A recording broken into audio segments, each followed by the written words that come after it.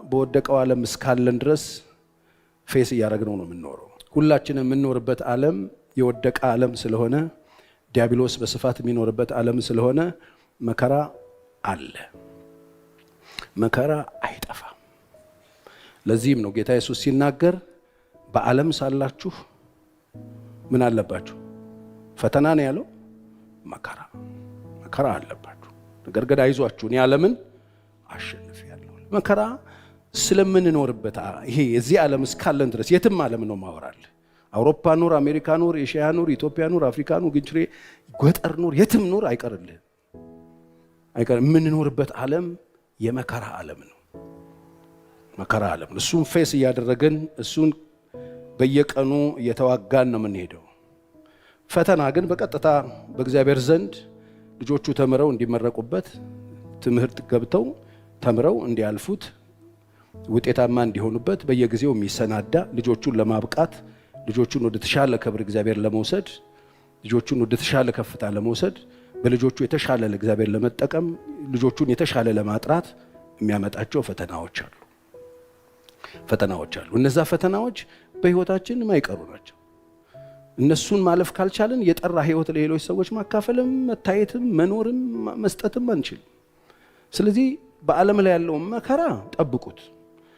ምንም እንግዳ ነገር ወይም የተለየ ነገር እንደደረሰባችሁ አድርጋችሁ አትቁጠሩት። ለዚህ ነው መጽሐፍ ሲናገረን አንደኛ ቆሮንቶስ ምዕራፍ 10 ቁጥር 13 ለሰው ሁሉ ከሚሆነው በቀር ምንም ፈተና አልደረሰባችሁም፣ ነገር ግን ከሚቻላችሁ መጠን ይልቅ ትፈተኑ ዘንድ የማይፈቅድ እግዚአብሔር የታመነ ነው፣ ትታገዙ ዘንድ እንድትችሉ ከፈተናው ጋር መውጫውንም ደግሞ ያደርግላችኋል። መውጫ አለው። ፈተናው ከመልስ ጋር የሚሰጥ ፈተና ነው።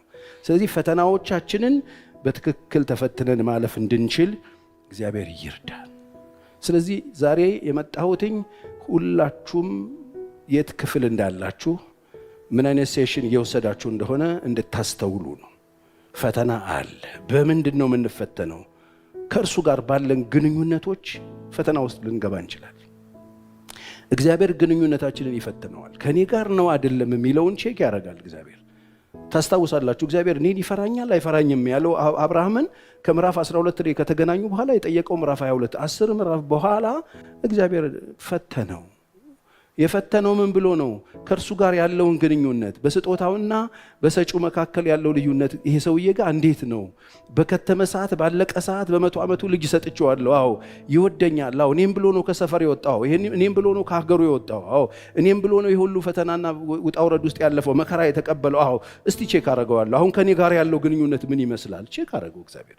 የምትወደውን ይሄ ልጅህን የምትዘምረው ልጅ ስጠኝ ብሎ አለው ይላል መጽሐፍ። አብርሃም አላቅማማም። ልጁን አንጠልጥሎ ሞሬብ ይዞት ሄደ። ከዛ በኋላ እዛ አጋደመው ይላል። እዛ አሰረው፣ አጋደመው፣ መሰዊያው ላይ ያደረገው፣ ቢላ አነሳ፣ አንገቱ ላይ ያደረገው ሲል ተውተው አሁን አውቄያለሁ፣ እኔ እንደምትፈራኝ አውቄያለሁ። ፈተነው እግዚአብሔር። ስለዚህ በየቀኑ በህይወታችን ውስጥ ከጌታ ጋር ያለን ግንኙነት ይፈተናል። ከእግዚአብሔር ጋር እንዴት ናችሁ? እሱ ይፈተናል ነው አይደለም? ቼክ ያደርጋል እግዚአብሔር። ይሄ ልጅ አሁንም ከኔ ጋር ነው ከኔ ጋር አይደለም? እስራኤል እንደሱ ነበር ሲፈትናቸው የነበረው። ስለዚህ ፈተናን በድል ማለፍ አለብን፣ በድል መፈጸም አለብን። እግዚአብሔር በግል ከእርሱ ጋር ያላችሁን ግንኙነት ቼክ ያደርገዋል። በየጊዜው ቼክ አፕ አለው እግዚአብሔር ልጆቹን ከጠራ በኋላ ከዛ በኋላ የሆነ ነገር የዛሬ 20 ዓመት 30 ዓመት ከነገር በኋላ ጥሎ የሚሄድ አይደለም። እንዴት ነው አሁን ይሄ ሰው ያለ የለም? ቼክ ያደርጋል። ከኔ ጋር ነው ከኔ ጋር አይደለም? እኔ በልጥበታለሁ አልበልጥበትም? በግል ከሱ ጋር ያላችሁ ህይወት ይፈተናል። ዘዳግም 13:3 እንደዚህ ይላል፣ አምላካችሁን እግዚአብሔርን በፍጹም ልባችሁ በፍጹም ነፍሳችሁ ትወዱ እንደሆነ ያውቅ ዘንድ አምላካችሁ እግዚአብሔር ሊፈትናችሁ። አምላካችሁን ትወዱታላችሁ ወይ ብሎ እግዚአብሔር ይፈትናችሁ ዘንድ አምላካችሁ እግዚአብሔር ሊፈትናችሁ ነውና የዚያን ነብይ ቃል ወይም ያን ህልም አላሚ አትስማ እያለ ይቀጥላል። እንዳትጭበረበር እግዚአብሔር ከእርሱ ጋር ያለው ፍጹም ነፍሳችሁ አሁንም ትወዱትና ትወዱት እንደሆነ ቼክ ያደርጋል ይላል። ትወዱታላችሁ፣ ቼክ አለ፣ ፈትናል። ከእግዚአብሔር ጋር እንዴት ናችሁ? አንዳንድ ጊዜ በጣም እንሄዳለን ይመስለንና እንወደው ይመስለንና እንደ ጴጥሮስ ወጣ ገባ እንልና ሰይፍ እንመዝና እናወጣና እናገባና በሰው ፊት እንሄድና አሪፍ ከሱ ጋር ያለን እንመስልና ከእርሱ ጋር በጣም ጥሩ ወዳጅነት ያለን እንመስልና ፊት እንልና ግንባር ቀደም አገልጋይ እንመስልና ከሱ ፊት እንሄድና ደጋፊና በጣም አጋዥ እንመስልና ከዛ በኋላ ፈተና ሲመጣ የለን። ያንን ፈተና ሲወድቀው እንደገና ያንን ፈተና እንዲያልፍ ደግሞ ተመልሶ መጥቶ የወደቃችሁ ሰዎች ጌታ ያነሳችሁ። አሜን። ፈተና የወደቁ ሰዎችን ጥሎ የሚሄድ አምላክ አይደለም፣ እንዲያልፉ እንደገና ይረዳቸዋል። ጴጥሮስ ወደቀ ፈተናው። ዶሮ ሳይጮህ 3 ጊዜ ያለው ወደቀ፣ 0 አገኘ። በኋላ የደበቁትን መረብ አንስተው ውሃው ጋር ሄደው ኢየሱስ መጣ ድጋሚ። ከዛ በኋላ መረቡን አስጥሎ ያ ሁሉ ነገር ከሆነ በኋላ እየተንቀጠቀጠ የሚበሉት ሰጥቶ አጠገቡ ቆሞ ዮሐና ልጅ ስምዖን ሆይ ትወደኛለህ ወይ ብሎ ጠየቀው። ድጋሚ ሊያነሳው እኔ አላቅም አለ። መስሎኝ ነበር፣ እኔ አሁን አላቅም፣ እንተ ነው የምታውቀው። ከሱ ጋር ያላችሁ ፍቅር ቼክ ይደረጋ፣ ይፈተናል። እግዚአብሔርን ትወዱታላችሁ ወይ? በጣም ብዙ የሚወዷችሁን ሰዎች በዙሪያችሁ ያመጣና ዛሬ ነጥላችሁ እሱን ለሱ ያላችሁ ፍቅር ያው ነው ወይ? ዛሬ በጣም የሚወዱን ሰዎች የምንወዳቸውን ነገሮች በዙሪያችን ይበዛብንና ከምንወደውና ከሚወደን ራሱን አሳልፎ ከሰጠን ጌታ ብዙ ፍቅሮች በልጠው ምናልባት አስጠለውን እንዳይሆን ትወዱታላችሁ ወይ? ፍቅራችን ቼክ ይደረጋል። ለጌታ ያለን ፍቅር እንደ ትናንትናው እንወደዋለን? ከሁሉም ነገር ይበልጥብናል?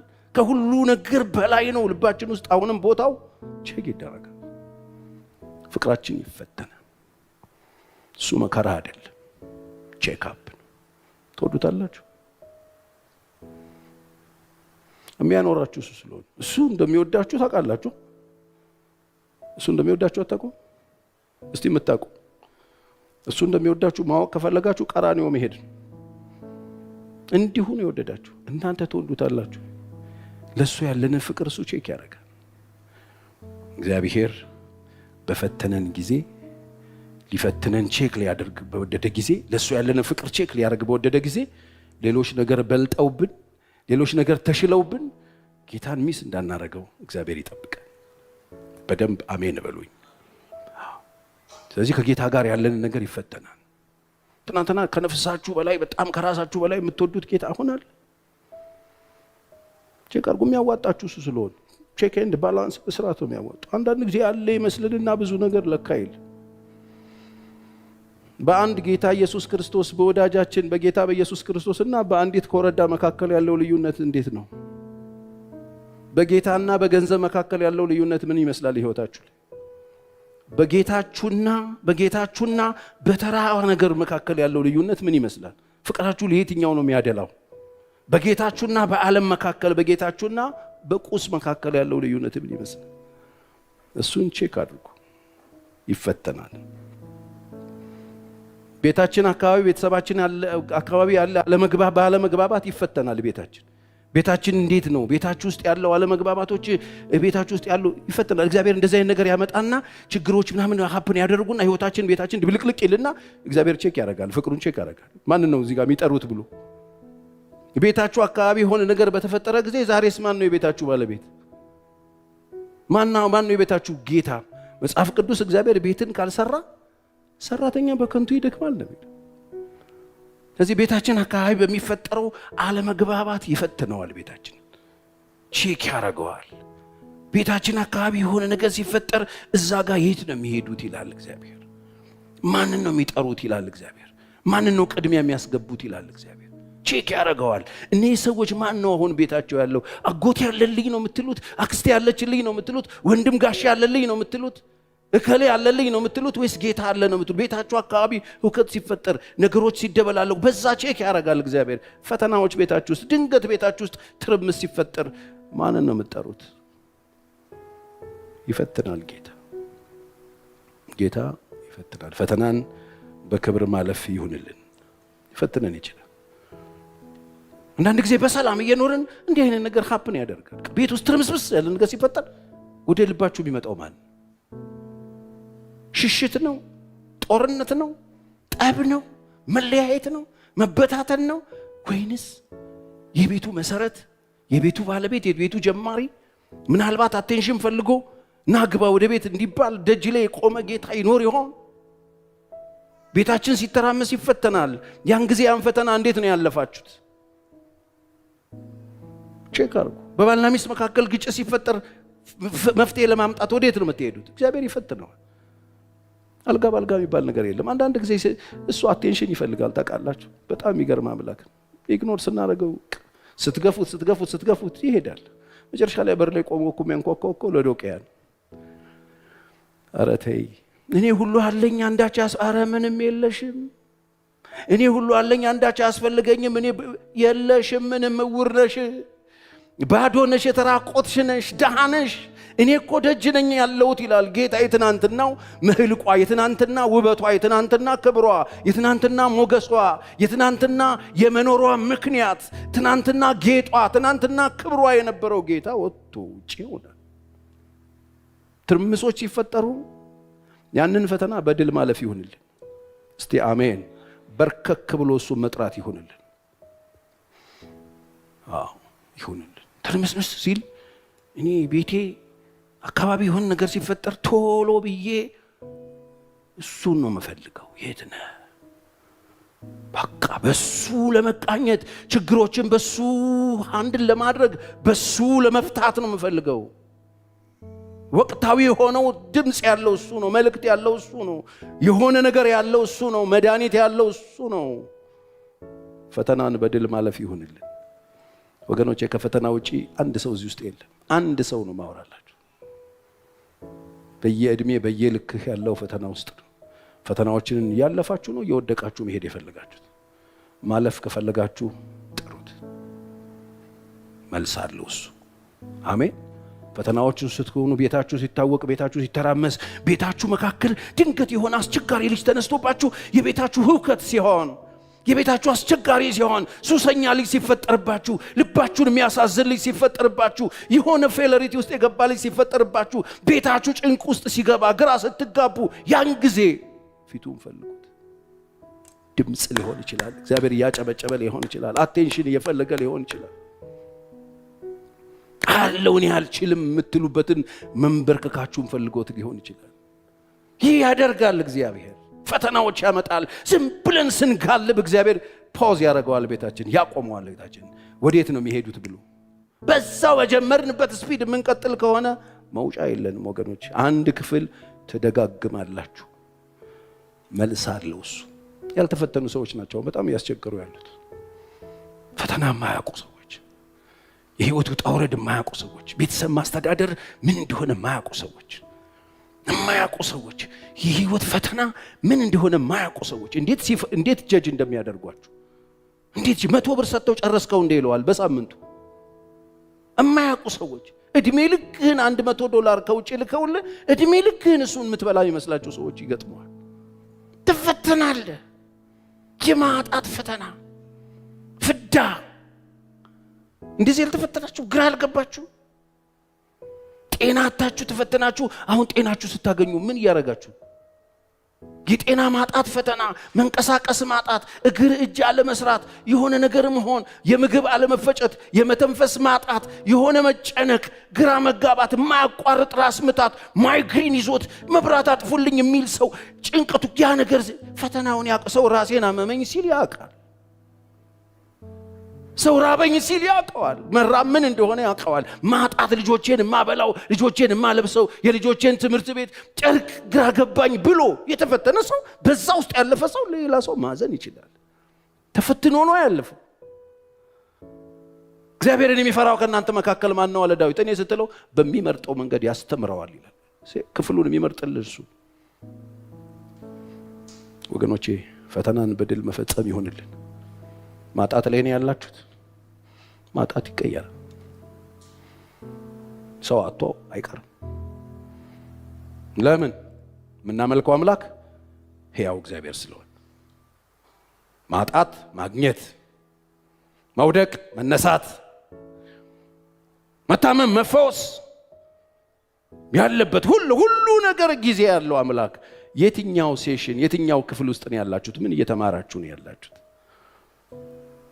ምንድነው አሁን እናንተን እያወራላችሁ ያለው እግዚአብሔር?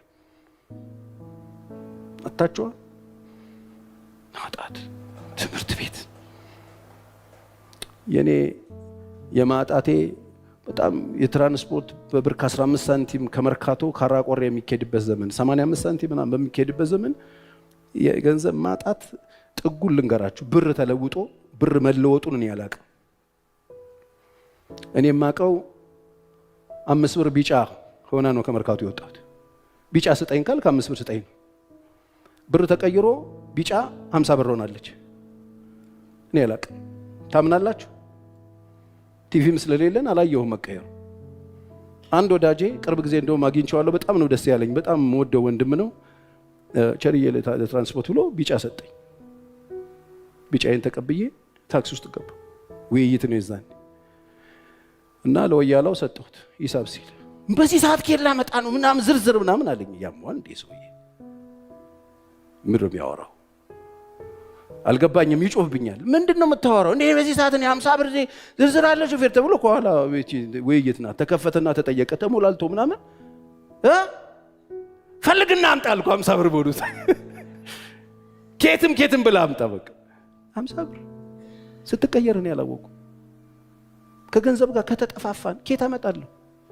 ከስራ ወጥቻለሁ። ስራ አቁሜያለሁ። አየር ላይ ነው ያለሁት። ሰው ካልሰጠኝ ኬትም ላመጣ አልችልም። እግዚአብሔር ያሳሰበው እግዚአብሔር የረዳው ሰው መጥቶ ካለባረከኝ እኔ ኬትም ላመጣ አልችልም። ሰው ኪስ አልገባም። አቁሜያለሁ። ተጠፋፋን። ከብር ተነፋፈቅ ማጣት ብዙ ጊዜ ስናገር ሰምታችኋል። የልብስ ማጣት፣ የጫማ ማጣት መቼ ፈተና። ዛሬ ኮትና ሱሪ ለብሰን ኢንሰርት እዚህ ላይ አድርገን ምናምን ሲያይ በቃ ዝም ብለን ከሰማይ እንደዚህ ዱብ ያለ ነው የሚመስለው ሰው አለ። እንደሱ አይደለም ብራዘር። በጣም ብዙ ማጣቶች አስተናግጃለሁ እኔ በበኩሌ። በጣም ብዙ ማጣቶች የሰው ፊት በጣም ልብልብ አድርጎኝ ኖሬያለሁ። ስሸሽ ነው የኖርኩት። ማጣት በጣም ክፉ በሽታ ነው። በማጣት ውስጥ ግን ምን ተማርክ በለኝ።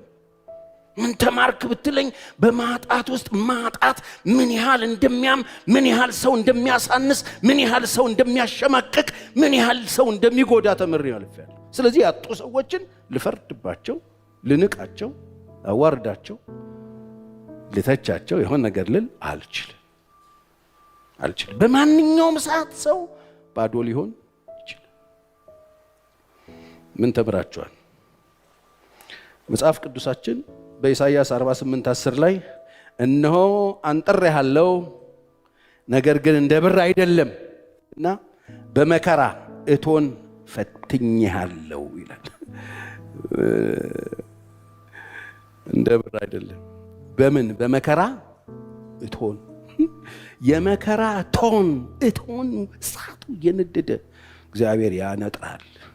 እግዚአብሔር ሲፈትን ስለሚጠላን አይደለ። ወርቅን ሄደ ወርቅ ሰሪውን ብትጠይቀው ወርቁን ስለምጠላው ነው ወይ እሳት ውስጥ ብትከተው ብትለው ወርቁን ስለሚጠላው አይደለም እሳት ውስጥ ቢከተው። ወርቅ ሰሪው ወርቁን እሳት ውስጥ የሚከተው ወርቁን ስለሚጠላው አይደለም። ወርቁን እንዲጠራለት፣ ወርቁ ቆንጆ እንዲሆንለት፣ ወርቁ ውስጥ ተሰውሮ የተቀመጡ ቆሻሾች እንዲወጡለት ወርቁ ራሱ አያውቀውም። ይሄ በሰው ፊት ሞገስ እንዳያገኝ፣ እንዳያብለጨልጭ፣ እንዳያበራ፣ እንዳያምር፣ ሰዎች ፒክ እንዳያረጉት የሚከለክለው ወርቅ ሰሪው ያውቀዋል። በወርቁ ውስጥ ወርቁን ሊያደብሰው የወጣ ዝገት በወርቁ ውስጥ የሚቀመጥ ወርቅ ሰሪው ብቻ የሚያውቀው ወርቁ ውስጥ የተሰወረ ቆሻሻውን ሊያወጣ ነው እሳት የሚመጣበት። እግዚአብሔር ስለሚጠላን አይደለም። ወርቅ እንዳይደብስ፣ የእናንተ ውበት እንዳይደበቅ፣ የእናንተ መልካም ነገር እንዳይደበቅ የመከራ እቶን ወደ ህይወታችሁ ሲመጣ እግዚአብሔር ጠልቷችሁ ሳይሆን ወዷችሁ ነው። የሰማኝ አሜን ይበል። ስለሚወዳችሁ ነው። ስለዚህ ትፈተናላችሁ። ፈተና ማለፍ ይሁንልን። አሜን። ተፈትኑ።